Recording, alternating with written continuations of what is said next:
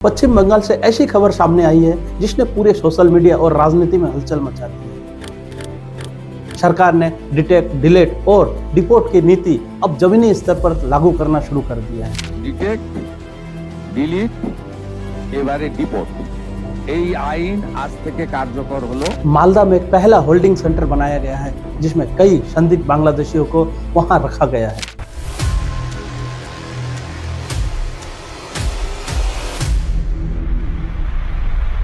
अब सबसे बड़ा सवाल यह है, क्या सच में अब चालू हो गया है बंगाल में सबसे बड़ा घुसपैठिया विरोधी अभियान?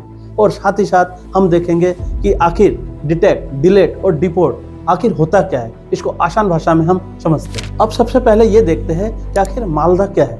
मालदा देखिए पश्चिम बंगाल का एक जिला है जहाँ पे सबसे पहला होल्डिंग सेंटर शुरू किया गया और उस होल्डिंग सेंटर में लगभग 9 लोगों से भी ज़्यादा लोगों को वहाँ रखा गया है और जो कि अवैध रूप से भारत में रहने का उन पर संदेह है।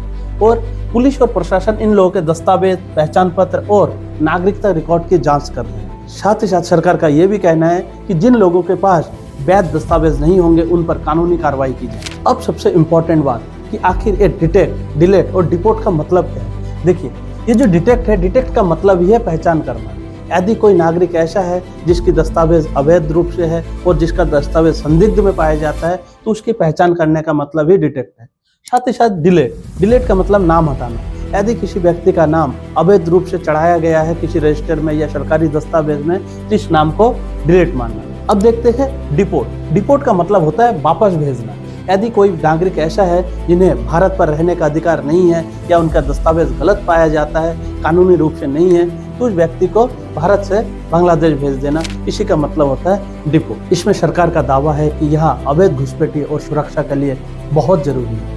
बस यही कारण है कि अभी वर्तमान समय में राजनीति की दृष्टि से बहुत गर्मागर्मी हो गई है, जहाँ पे बीजेपी का कहना है कि पहले तो ये भाजपा नेताओं ने इस कदम का सबसे बड़ा स्वागत किया है। साथ ही साथ इनका कहना है कि अवैध घुसपैठी है जो देश की सुरक्षा साथ ही साथ संसाधनों पर असर डालती है। वहीं पे टीएमसी का कहना यह है कि किसी भी भारतीय नागरिक को परेशान नहीं किया जाना चाहिए। साथ ही साथ यहाँ भी कहा गया है कि इस दौरान निर्दोष लोगों के अधिकारों का ध्यान रखा जाना चाहिए। अब इसमें सोशल मीडिया पर भी लोग 2 हिस्सों में बंट रहे हैं। कुछ लोगों का कहना है कि यह देश की सुरक्षा के लिए बहुत ज़्यादा जरूरी है, साथ ही साथ अवैध घुसपैठ पर लगाम लगाना भी जरूरी है और कठोर कदम ही समाधान है। वहीं पे कुछ हिस्सों का ये कहना है कि निरपराध लोगों पर परेशान किया जाएगा।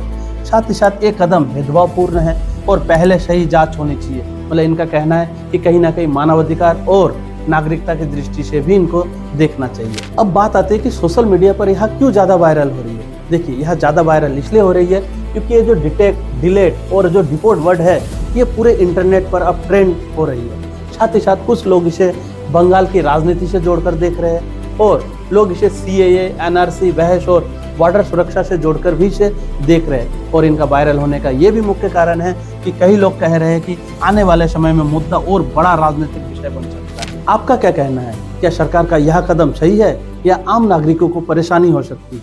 कमेंट सेक्शन में जरूर लिखिए।